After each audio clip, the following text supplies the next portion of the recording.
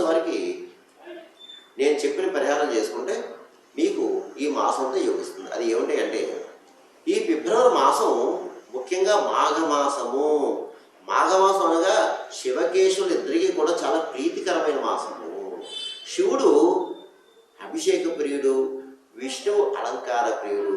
అందు గురించి ఎవరు ఏ సమస్యతో ఉన్నా సరే, ఇప్పుడు పరిస్థితులను బట్టి అందరూ సమస్యతో ఉన్నారు, రకరకాల సమస్యతో ఉన్నారు. కాబట్టి చక్కగా ఈ 30 రోజులు కూడా శివాలయం విష్ణువుని దర్శించుకోండి, పూజలు చేయించుకోండి. శివాలయంలో ముఖ్యంగా అభిషేకం చేయించుకోండి.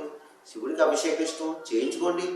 ముఖ్యంగా పంచామృత స్థానాభిషేకం, అందులో ఇంక్లూడింగ్ సకల శత్రు రోగ రుణబాధలు ఏదైనా పెద్ద పెద్ద సమస్యతో బాధపడేవారు మీరు ఏం చేస్తారంటమ్మా, చక్కగా ద్రాక్షరసం, చెరుకు రసం, ఆవు పాలు, దానిమ్మ రసం, ఈ 4 పదార్థాలతో శివుడికి ప్రీతిగా అభిషేకం చేయండి అని ఈయనకి ఇష్టం. మీరు ఈ యొక్క కష్టాల బాధలు బయటకు వస్తారమ్మా. అలాగే బిల్వపత్రం అంటే స్వామికి ఇష్టం, శివుడికి బిల్వపత్రంతో అర్చించండి.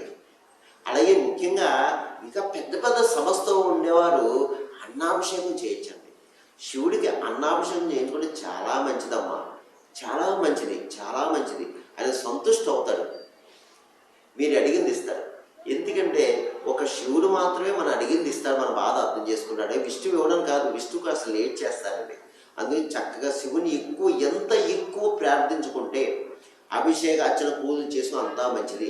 అలాగే ఈ మాఘమాసంలో ముఖ్యంగా సాలగ్రామ దానం చేయండి, బ్రాహ్మణులకు స్వయం పాకం ఇవ్వండి, యథాశక్తి దక్షిణ తాంబూలం ఇవ్వండి అయ్యా.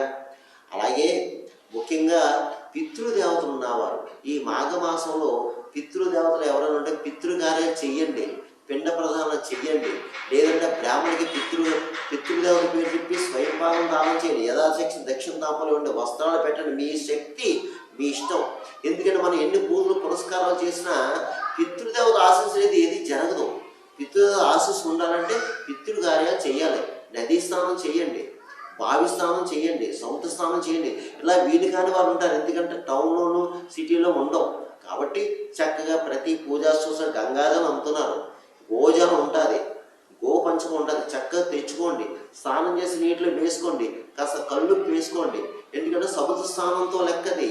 చక్కగా చేసుకోండి, కర్మదోషాలు కలిగించుకోండి, శివకేశవులు ఇద్దరు పూజించుకోండి. ముఖ్యంగా సత్యనారాయణ స్వామి వ్రతం చేసుకొని మీకు వీలైనప్పుడు మీ ఇంట్లో చేసుకోండి, అయ్యగారిని పిలిచి. లేదంటయ్యా గుళ్ళో చేసుకొని ప్రతి దేవాలయంలో చేస్తారు ఈ మాఘమాసం, ఈ ఫిబ్రవరిలో. ఇలా చేసుకోండి అమ్మా. మోగజీవులకు ఆహారం పెట్టండి, భిక్షగాలకు ఏదన్నా ఇవ్వండి.